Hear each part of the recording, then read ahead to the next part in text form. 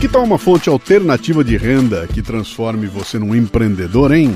Uma dica acessível é se tornar um franqueado da Santa Carga, a melhor microfranquia do mercado. Com um investimento inicial de apenas R$ 19.900, você adquire um totem carregador de celular com tela grande para exibir anúncios em vídeo e notícias em tempo real, além de oferecer acesso à internet via Wi-Fi próprio.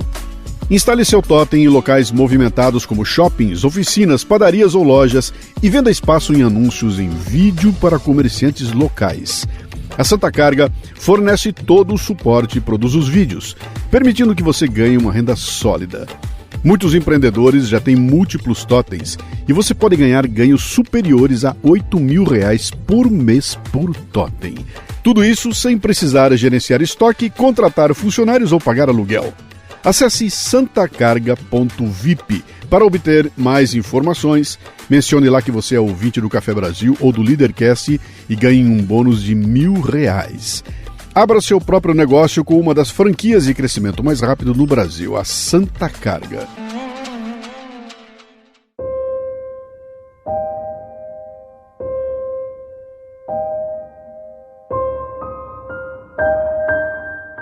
Outubro de 2023, um dos grupos terroristas mais ativos da atualidade, o Hamas, faz um ataque a Israel que provoca mortes de muitos civis com requintes de crueldade exibidos ao vivo em redes sociais.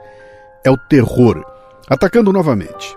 Atenção, esse episódio aqui não é sobre o conflito Israel e Palestina, é sobre terrorismo. Bom dia, boa tarde, boa noite. Você está no Café Brasil, eu sou Luciano Pires. Posso entrar? Olha, já vai começar o programa. Não quero ser um bocodó.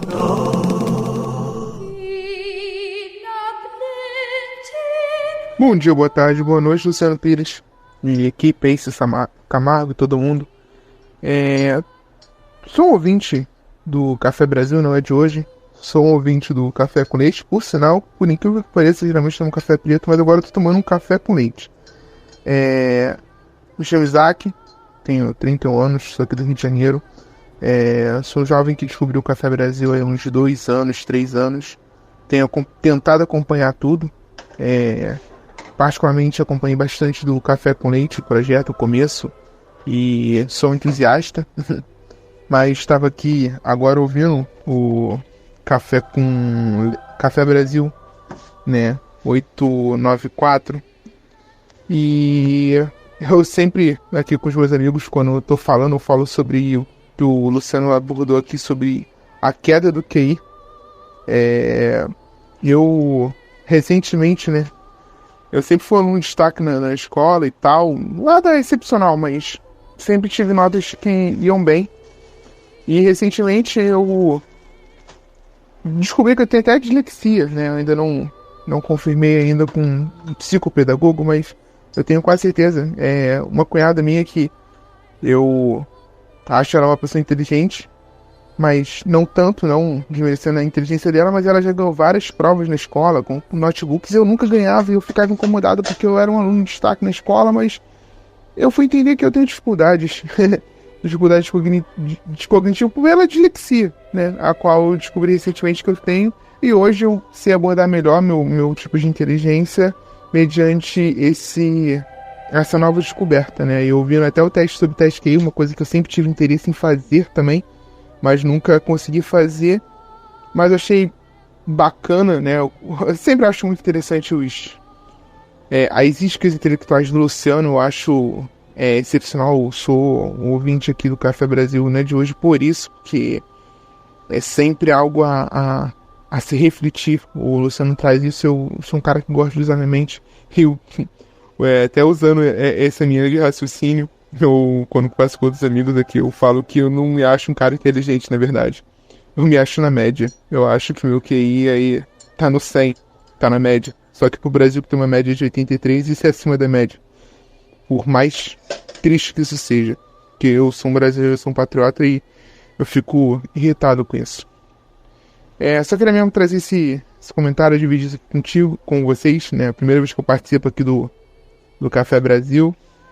Já tive algumas participações lá no Café com Leite, mas tô aqui no Café Brasil também, participando pela primeira vez.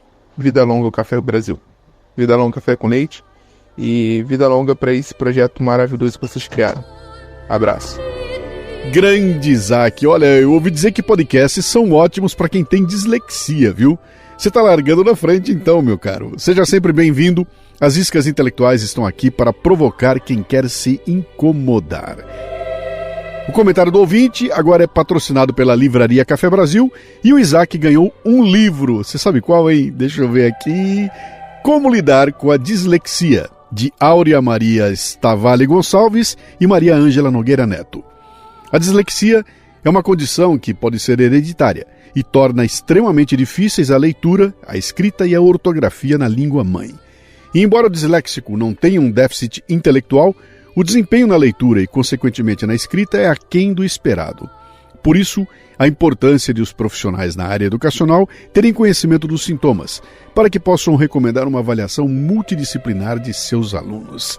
Caro Isaac, entre em contato pelo nosso WhatsApp para combinarmos o envio do livro. Então vamos lá? Se você vê valor no trabalho que a gente faz aqui no Café Brasil, torne-se um assinante. E se gosta de ler, compre nossos livros na Livraria Café Brasil. É só acessar mundocafebrasil.com. Vai lá, ó. A gente espera.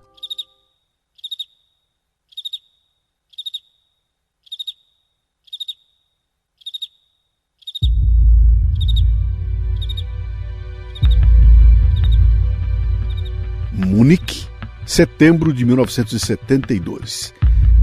A cidade estava em festa com a realização das Olimpíadas, que retornavam para a Alemanha pela primeira vez desde 1936.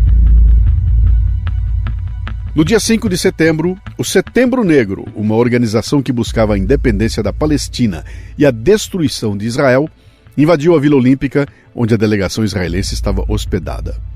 Durante a invasão, 2 membros da equipe israelense foram mortos e 9 foram feitos reféns. Os terroristas exigiram a libertação de mais de 200 prisioneiros palestinos e 2 líderes do grupo Baader-Meinhof, uma organização terrorista alemã.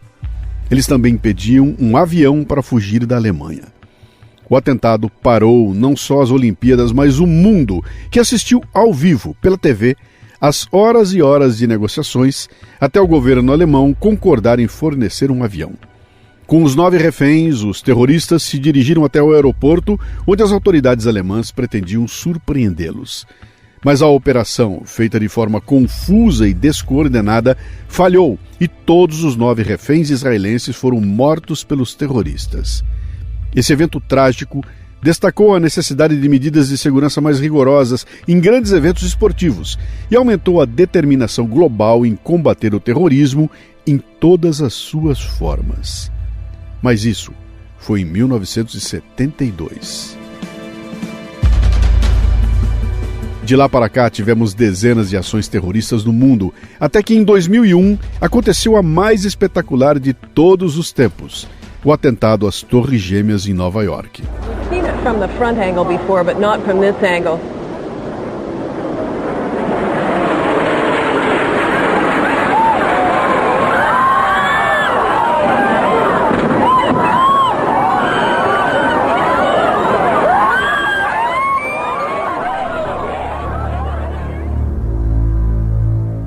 Segundo a Resolução 1566 de 2004 do Conselho de Segurança da ONU, o terrorismo é definido como atos criminosos deliberados, planejados e executados por indivíduos ou grupos com o objetivo de provocar terror, causar mortes, ferimentos graves ou danos materiais significativos, com o propósito de intimidar uma população ou compelir um governo ou uma organização internacional a agir de determinada maneira. Essa definição enfatiza a natureza intencional e violenta dos atos terroristas, bem como sua finalidade de instilar medo e coagir ações específicas. A definição da ONU também destaca que o terrorismo não está relacionado a uma causa política, religiosa, étnica ou ideológica específica. Ou seja, qualquer ato violento que se enquadre na definição anterior pode ser considerado terrorismo, independente da motivação. Essa abordagem ampla serve para evitar justificação ou legitimação de atos terroristas, com base em ideologias extremistas ou reivindicações políticas. Grupos terroristas não costumam surgir do nada. Eles são geralmente o produto de conflitos sociais, políticos e religiosos prolongados. Osama Bin Laden criou a Al-Qaeda em meio ao conflito afegão soviético. Seu principal objetivo era lutar contra o Ocidente e promover um Islã extremista. O exército republicano irlandês, o IRA, ativo desde o início do século XX, buscava a independência da Irlanda do Norte do Reino Unido, usando violência. O Sendero Luminoso, atuando no Peru desde os anos 80, cresceu durante um período de instabilidade política e econômica no Peru e buscava derrubar o governo peruano através da violência. A Frente de Libertação Nacional, FLN, usava métodos terroristas para combater o domínio colonial francês durante a Guerra da Independência da Argélia, no começo dos anos 60. O Estado Islâmico, o ISIS, ganhou destaque em 2013 por sua brutalidade. Eles controlavam áreas grandes no Iraque e na Síria, promovendo um Islã radical. O Hamas, oficialmente conhecido como Movimento de Resistência Islâmica, é uma organização política e militar palestina, fundada em 1987, durante a primeira Intifada, uma série de protestos populares e levantes contra a ocupação israelense dos territórios palestinos. No Brasil, a Ação Libertadora Nacional, ALN, por exemplo, foi uma organização de extrema esquerda que realizou sequestros, assaltos a bancos e atentados durante o regime militar nos anos 70. Outro grupo importante foi a Vanguarda Popular Revolucionária, VPR, também de esquerda, que teve como membros figuras como Carlos Lamarca e Dilma Rousseff. A VPR também realizou ações armadas contra o regime militar. Esses grupos geralmente se identificam com uma causa ou um ideal maior. Eles não estão apenas procurando criar caos. Eles acreditam no mundo distorcido que habitam, que estão lutando por justiça, por direitos, por liberdade, por uma ideologia ou crença, mesmo à custa do sangue de inocentes.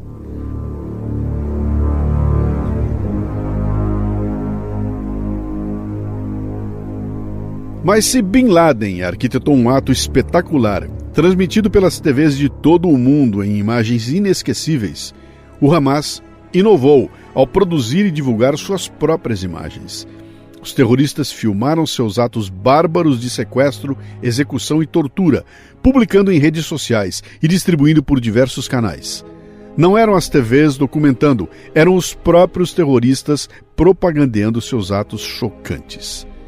Agora, as redes sociais passam a fazer parte da estratégia do terror. E um debate gigantesco toma conta de todo o mundo. Se quem pratica o terror está do lado ideológico da pessoa, é um herói. Se está do outro lado, é um terrorista. Pessoas começaram a relativizar o terror. Eu soltei um cafezinho, mostrando toda a minha indignação.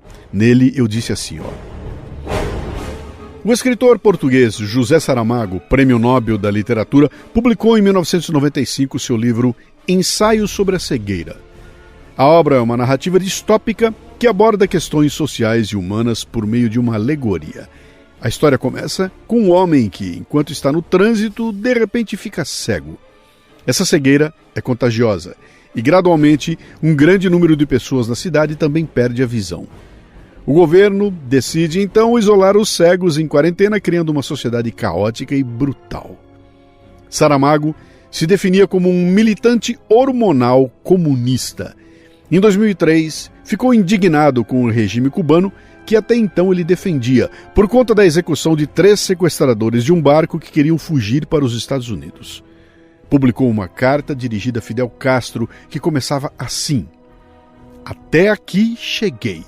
De agora em diante, Cuba seguirá seu caminho e eu fico onde estou. Até aqui cheguei. Em 2003, quando Saramago escreveu sua carta, o regime cubano já havia executado cerca de 3.000 pessoas desde que assumiu o poder em 1959. Para Saramago, até 3.000 execuções dava para suportar, mas 3 não. Ele então se curou da cegueira e anunciou que caía fora da torcida cubana. Me lembrei disso por causa dos acontecimentos recentes em Israel, com um massacre de civis, inclusive crianças, pelos terroristas. Deixe-me repetir bem claro aqui, ó. Terroristas palestinos do Hamas. Uma barbárie sem justificativa moral, ética, humanitária e religiosa que a respalde. Um crime de ódio racial que eu torcia para que não assistíssemos mais. Lembrei de Saramago pela quantidade de gente relativizando o morticínio. Vi gente se recusando a chamar o Hamas pelo que ele é, grupo terrorista.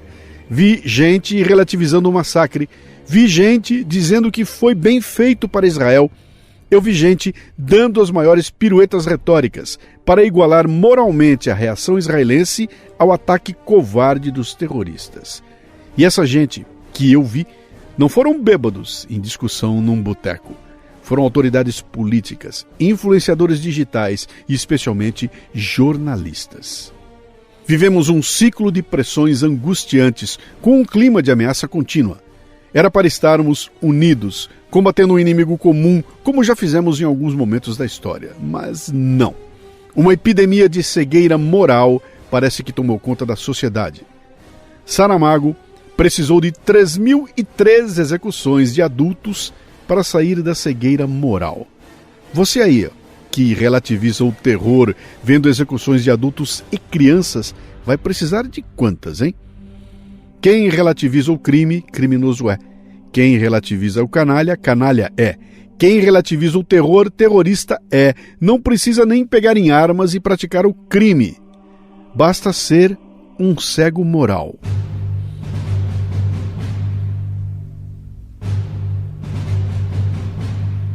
Olha, muito foi escrito e discutido sobre os ataques do Hamas. Felizmente por gente sensata também, como Gareth Cliff, que é uma personalidade do rádio e televisão da África do Sul.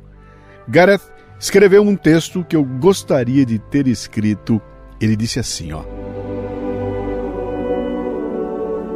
Não sou judeu, não sou cidadão de Israel, eu nunca visitei Israel. Não vinculo a minha religião a um local sagrado em Jerusalém e não tenho problemas com árabes, muçulmanos ou cristãos. Li sobre Abraão, Moisés, Davi e Salomão, as Omíadas, os Abássidas e os otomanos. Conheço os britânicos, a Declaração Balfour, Ben-Gurion e Golda Meir. Conheço um pouco sobre a Guerra dos 6 Dias e a Intifada. Posso não ter qualquer interesse pessoal na Terra Santa, mas a humanidade certamente tem. E eu sou um ser humano. As mulheres, os homens, as crianças, os idosos e os soldados que foram raptados, torturados, violados, humilhados e assassinados no sábado pelo Hamas em Israel também eram seres humanos. Aqueles que fizeram isso com eles não são.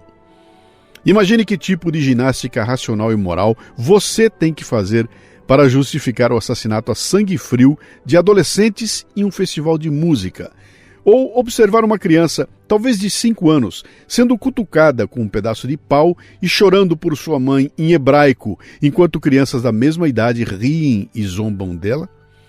Não sabemos o destino daquela criança, e pelo que sabemos, o que se seguiu pode ter sido muito pior. É depravado. Até mesmo entrar numa conversa sobre esses fatos vergonhosos, com uma réplica ensaiada sobre o território de Gaza ser uma prisão ao ar livre, cheira a falência moral. Se você lamenta e grita sobre a sua terra, dignidade, direitos, opressão e pobreza, mas está disposto a assassinar, estuprar, sequestrar, torturar ou humilhar crianças, então não preciso ouvir seus motivos. Quando as imagens de vídeo, as fotografias e as histórias da carnificina de sábado não provêm da propaganda israelita, mas dos próprios terroristas do Hamas, então como posso interpretar qualquer outra coisa senão que eles querem crédito por essas atrocidades? Querem que eu saiba que eles fizeram isso. Querem que eu saiba que estão orgulhosos disso. Querem que eu os veja como realmente são. Então, se você invadiu a Embaixada de Israel em Londres, agitando bandeiras palestinas e pedindo genocídio, se você foi a Times Square para celebrar uma vitória da descolonização contra o apartheid de Israel, Se você cantou junto os cânticos Gás nos Judeus, na ópera de Sydney, ou pendurou uma bandeira palestina, um colono, uma bala, na ponte Greystone em Joanesburgo, então você está me dizendo quem você é. Bem, eu escuto você, e você é meu inimigo. Sou uma daquelas pessoas que acreditam que a civilização é uma coisa real, e resisti ao veneno dos relativistas morais dos departamentos de humanidade das universidades de todo o Ocidente, que pensam que ser matizado sobre a ideia da civilização versus barbárie é um sinal de habilidade intelectual ou autorreflexão crítica. Mesmo após uma investigação superficial dessas pessoas ou de suas posições, você encontrará todos os sinais de inteligência pedestre e olhar egocêntrico para o umbigo, combinados com uma fetichização da vitimização e sempre concomitante falta de humor. Eles também são seus inimigos.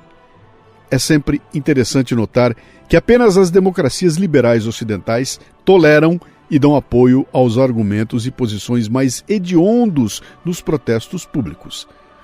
Não se poderia fazer piquetes ao lado de coisas bastante louváveis como educação para as meninas no Afeganistão talibã, os direitos dos homossexuais na Síria, ou contra a pena de morte na Arábia Saudita. Os ayatolás do Irã não permitiram que as mulheres protestassem contra o hijab sob ameaças de violência. Mas Londres, Nova York, Sydney e até Joanesburgo irão abraçar marchas onde as pessoas apelam ativamente ao genocídio. Não é assim que aliados se comportam. Talvez, quando a poeira baixar, possamos examinar as ligações insidiosas entre o esquerdismo anglo-americano e o antissemitismo, entre a Europa, que nunca levou em conta o que aconteceu no Holocausto, e as suas crescentes populações muçulmanas, e entre regimes ignorantes como o meu da África do Sul e a sua determinação em resistir ao lado dos piores violadores dos direitos humanos no Médio Oriente. Por enquanto, não é nenhum grande mistério que isto não tenha nada a ver com a existência do Estado de Israel e tudo a ver com ódio aos judeus. Aquela grande e purulenta ferida no lado da humanidade de onde flui todo o preconceito. Está lá há milhares de anos e cada vez que pensamos que foi curada, algumas monstruosas garras coletivas abrem-na novamente. O Hamas não está escondendo a bola. O seu líder, Ismail Haniyeh, escondido em segurança lá no Catar, deixou isso claro. Ele celebrou os judeus mortos e não a conquista de territórios nem as vidas de Gaza salvas. Receio que existam apenas dois lados nessa guerra, os seus aliados e os seus inimigos. No dia 11 de setembro de 2001, eu sabia de que lado estava. Sinto o mesmo hoje. Café Brasil.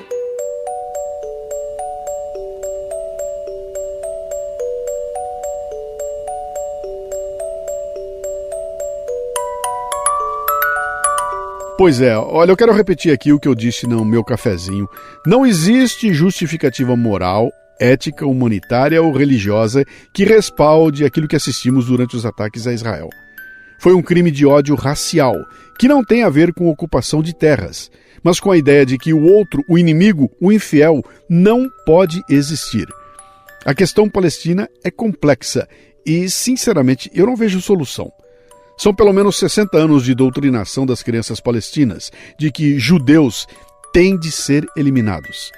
Esse ódio, plantado nos corações e mentes dos jovens palestinos, torna-se um norte moral. O mundo só terá paz quando todos os judeus forem exterminados. O que significa que mesmo que Israel for varrida do mapa e o território todo entregue aos palestinos, o problema não termina. Eles vão perseguir os judeus em outras partes do mundo e isso tem um nome: nazismo.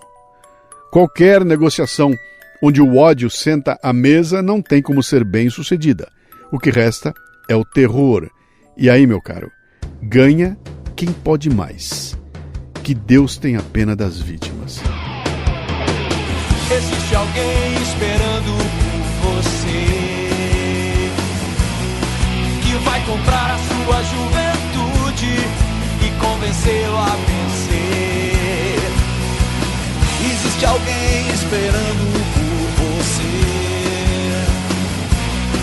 que vai comprar a sua juventude e convencê-lo a vencer.